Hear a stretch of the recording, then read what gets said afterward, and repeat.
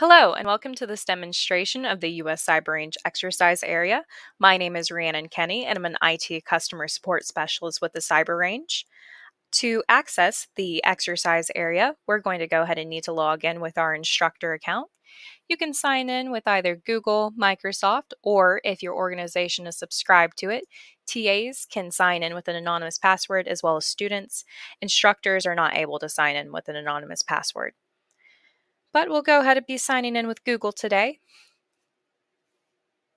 And once we've signed in, we'll be taken to My Courses page as an instructor, and we'll see any courses that have been approved or are pending approval on this page.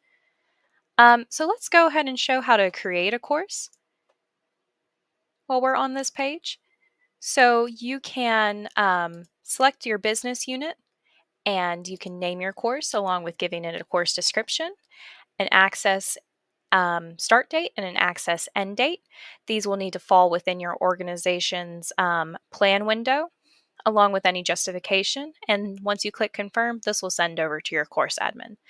Um, from here, you can also navigate to the courseware repository as well as our knowledge base for any articles. And you can also select Get Support here. And you'll fill this out, and this will send a ticket to our support team. You can also see the status of the Cyber Range, and it'll show you whether everything's fully operational or not. So let's go and click out of that. So let's go back to our My Courses page. We can go ahead and select the example course here. So on this page, we'll find our course name, the course description, and the details. So the status, the amount of enrollments that the course has, along with your role in the course, which in this case, instructor, the business unit that the course is associated with, along with the creation and expiration dates of the course. On this page, you'll also see the exercise groups, so any environments that you might have deployed to your course. In this example, I have Cyber Basics, the Cloud CTF environment, and Brigante. So we can edit our course on this page.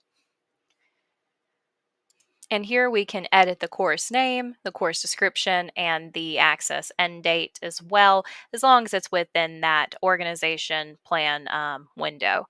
And once we've made any updates, we can select confirm. We don't need to change anything, so let's go ahead and go back to our page here. So we can see how to add an exercise environment by selecting that very button. And you can deploy any environments that are available underneath your organization's plan. Let's select Brigante as an example here. So you can change the name, the description, the availability dates, and the persistence type. And once all of that looks correct, you can click confirm and that'll deploy it to your course. Let's go ahead and go back. From this page, you can also manage your course users. So you can filter this page by role, so you can see only instructors, TAs, students, or a combination of the three. You can select actions for your certain users by selecting this gear icon. First, you can view the profile for your user, which is very helpful. It shows you the user's name, the email that they logged in with, the last time they logged in, and how long they've been a user for. It'll also show you any courses that they're associated with as well. So going back, we can see how to edit our users. And you can edit their name, their email, and you can change their role from either a student to a TA or vice versa. Let's exit out of that. You can move the team from here, and you can also delete the user, which will give you this confirmation pop-up.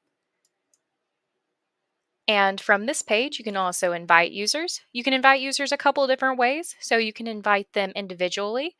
This might help with late additions to your class, or you can import multiple users via CSV, Google Classroom, or Canvas.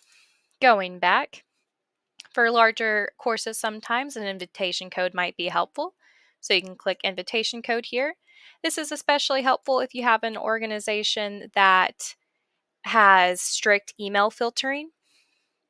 So I already have an invitation code set, but we can delete that by selecting Delete Invitation Code. Once that's been deleted, you can create an invitation code here, which will generate this random code for you. And you can copy that and send that out to your students. And from there, you can also edit the number of reserved enrollments to kind of help speed up the preparation of students' environments on first usage. So that way they don't have to wait as long to get started. Let's go ahead and cancel here. I believe that the last thing here would be to create a team. And we'll go back to our page here.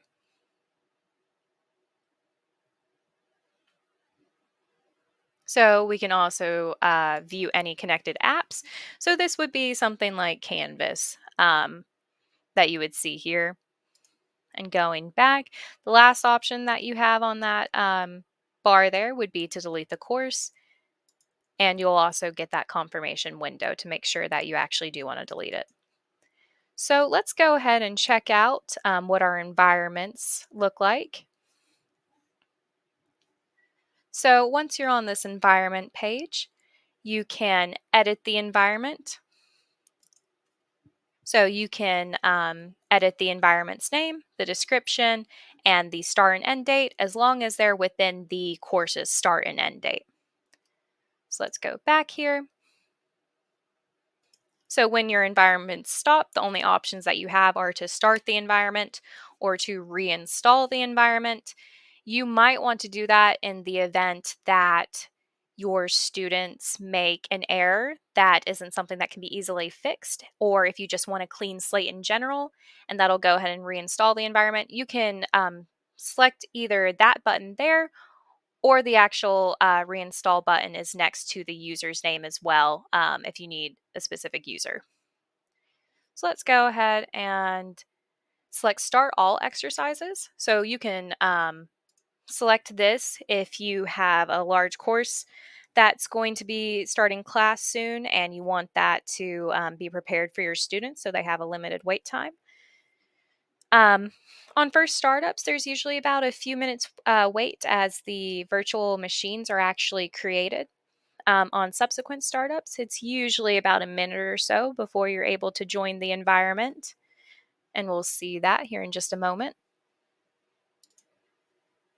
So now that our environment's ready, you'll see more buttons here now. You can join the environment, stop the environment, or restart the environment. And those buttons are also available next to the user's name specifically. So let's go ahead and join our environment. This will have the virtual machine appear in a new tab. For Cyber Basics, this is going to be a Kali Linux virtual machine. And so as we can see, here's our Kali Linux virtual machine. So we have a terminal here that's available for us to use, which we can enter commands in as need be.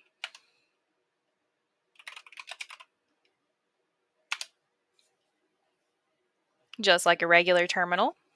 And we also have a Firefox browser that we can use here. Students are able to access the internet through a proxy. So that way they aren't accessing any unsecure websites or anything like that. We also do some pretty aggressive web filtering so that way students aren't accessing any materials that aren't safe for school or aren't safe for work, like social media or anything explicit. And that way we can stay in compliance with child safety acts. Besides that, they can access the internet like usual, pretty much anything that you would be able to access on a regular school computer. And it functions like a regular machine as well. Um, you'll have your applications here that you can view and interact with just like you would a regular machine. So let's go ahead and exit out of this and we'll make sure to stop the environment so we don't incur any unnecessary charges. And once that's been done, let's go ahead and go back to our My Courses page. And with that, I believe we've concluded our demonstration of our U.S. Cyber Range exercise area. My name is Rhiannon Kenny, and if you have any questions or concerns, you can feel free to reach out to our support team at support@uscyberrange.org, and we'd be happy to answer any questions you might have. Thank you.